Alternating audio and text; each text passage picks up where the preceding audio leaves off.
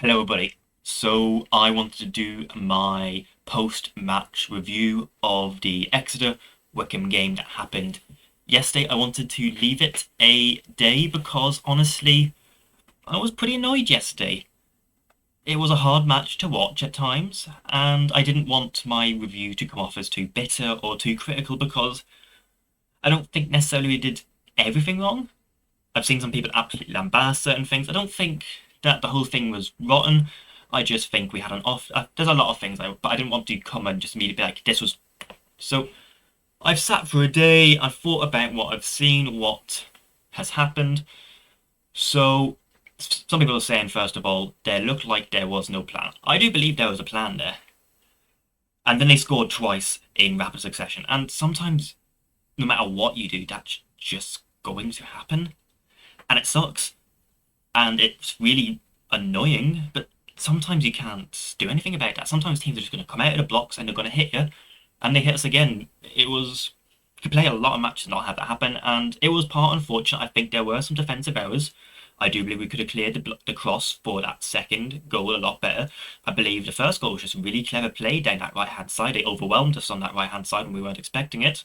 It's a good play by them. It was a great cut back in and an excellent shot.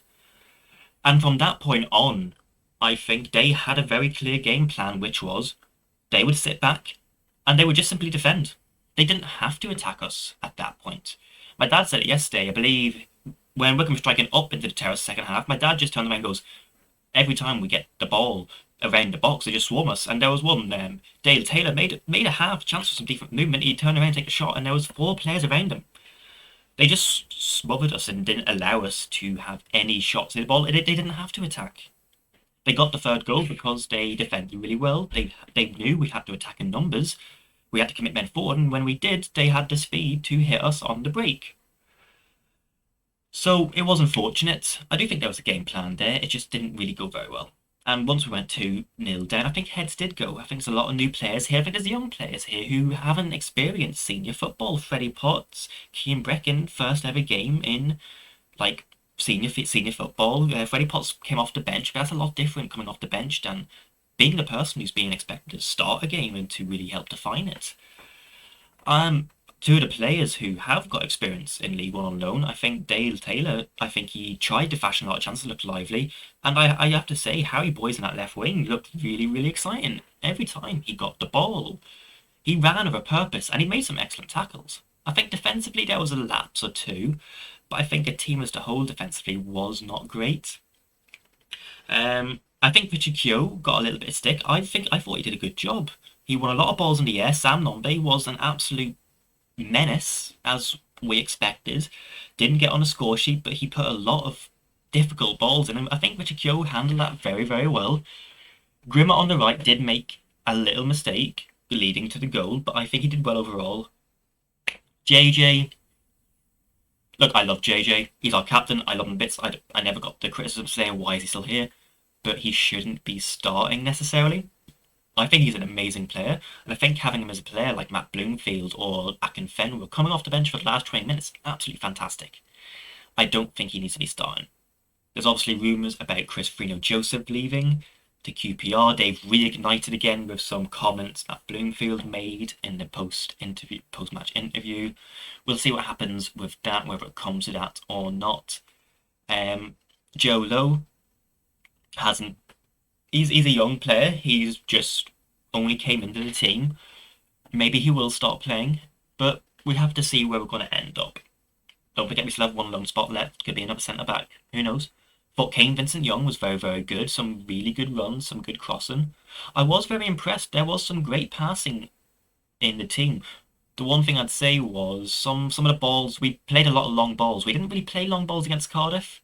Played a couple when it was appropriate, but this game it did seem like, I think the heads just went and we were just going, get it out. Frustrating. We didn't have the players up front to play long balls to. Hanlon, he was industrious as always, made a couple of half chances. He's not going to convert them. Dale got swarmed every time he got the ball. I think they really identified him as the focal point of where our goal threat would come from and swarmed him. Brecken, yeah, it wasn't a great debut. I think there's more to come from him. Luke Lee, he was a bit frustrated with, because a lot of time he seemed to be drifting out to the left. But with only two centre mids and a centre attacking mid, we need him to stay in the centre. That's And Potts, I was actually quite impressed by Potts. A lot of the good passing moves and a lot of good through balls came from Potts. So I don't think the performance as a whole was bad. I think we just got hit very early and they just then regrouped and said, we don't need to attack anymore. Come at us. And that's what they did. And they did it very, very well. For fair play to Exeter. If they play like that all season, I predicted they'd probably struggle with relegation. If they played like that all season, they're going to do fairly well. I am frustrated. I am annoyed. It's not nice to win. It's not nice to lose 3-0 on opening day, especially when there was so much optimism going into the club, not only just on the pitch with the transfers and new Gafford, change of dugout, but also the 1887 group. That was their first big game, and I have to say I was very, very impressed. I stood just in front of them with my dad, and by all accounts, it was much better. My dad commented the last game my dad attended at Wycombe was Exeter at home last season, and it was a terrible atmosphere. I apologised for taking him because it was really bad. And at this match, he said, "Look, the atmosphere was a lot better as a casual fan. Some of the songs weren't perfect, but you kept your head up and you really did try keep chanting, you try doing new things, and it's good to see that atmosphere being created. So I'm glad to have his perspective because I'm a hardcore Wycombe fan. I'm going to be watching every game I can. I'm going to have a different perspective than somebody who's a casual Wycombe fan or he's just come in. He doesn't really have the passion about the club, but he's still able to give us perspective that we don't have. That's why I like taking my dad because he does.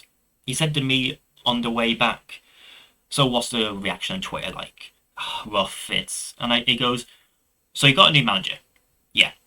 How many new players you got? 8 new players. Is that the same formation you played last year? No, it's not. How many players did you lose last summer? So you've got all these new players, a new formation, a new tactic, a new manager, and you're expecting it to work from the first game?" And I was like, yeah, fair enough. He goes, "Look, I'm a manager at a big company, and if I bring in that many guys and change the structure, it's going to cause chaos for the first weeks, months. But it's going to be better because of it." And that was just that moment I goes, "Do you know what? Yeah, fair enough." I do think we're building something very, very positive here in the club, on the pitch and out the pitch. It's just we're not going to go through smooth sailing. Not every game's going to be a win. Not every game's going to be an easy win or an easy loss. It would have been easier to say, well, we only lost 1-0. It was a lucky goal. What compared to, 3-0. Good goals. They were very clinical. We didn't have that final touch. Referee, look, I'm not blaming the referee. Referee's a really, really hard job. And I did take offence to a little bit to people calling him a wanker and stuff. Don't. It's a hard job to do. And he's not biased. He's made calls for whatever reason. I don't like a lot of the calls. I do think it was a poor game from the referee. I think especially that penalty in the second half. I'm not saying we would have won if we got it, but it would have given us a little bit of momentum perhaps, something to play with. But we can't blame the referee. We should have been far better. And blaming the referee is just, look, it's not his fault that we lost. It's our fault. Blaming the referee is just a way to take it out of our hands. Don't do that. I was really impressed by Bloomfield saying that that's unacceptable. Ainsworth, QPR lost 4-0 the same day, and Ainsworth comes out and goes, "Look, the lads gave their best. It wasn't a lack of passion." Bloomfield came out and goes, "Look, it's unacceptable. We can't play like that." Fair enough to him. Striak comes out and goes, "Yeah, no, look, that's not what we want to play. It's really not fine that we're playing like that." And I have to say respect for them, both of them owning it up, being honest that yeah, that's not acceptable. Which is why I got, if Bloomfield came out and said, "No, do you know what? I think we played well. I think we got on." My respect for him would have way down, but he was honest. He goes, "Look, that's not fine." He's setting a standard, and he wants that standard to be reached. I'm impressed by it. Frustrating, annoying, all these words that, yeah, it's just hard, isn't it? It's just not nice. I'm hoping we can. I think a win against MK Dons would not just a win, but a win against MK Dons would give us a big, big boost. Really good to draw the club together. But I'm really impressed by the team we're building, by the staff we're building, and what's going on off the field. As I say, a massive, massive shout out to 1887. I think they're doing excellent, excellent work. I thought they were brilliant yesterday. And I'm looking forward to seeing what they can do, not just at one game, but with repeated games when people start knowing what songs are being introduced, sort of getting to understand what the group's doing. Because at the moment we do have some people who know about the group, including myself, but we don't fully know what's happening. But the more they're in the environment and the more we're in their environment, the more we're all going to be able to contribute. So I'm really happy to see them come and try and improve it. It's brilliant. Look, I've seen a lot of stuff on Twitter, but again, let me know what you think about the match. You're probably annoyed, same as me, but we move on to the next match. It's a long season, 37 games to go. We'll end up where we're supposed to end up, regardless of this first victory. So have a good day, Wanderers, and hopefully I'll see some of you at Milton Keynes on Tuesday.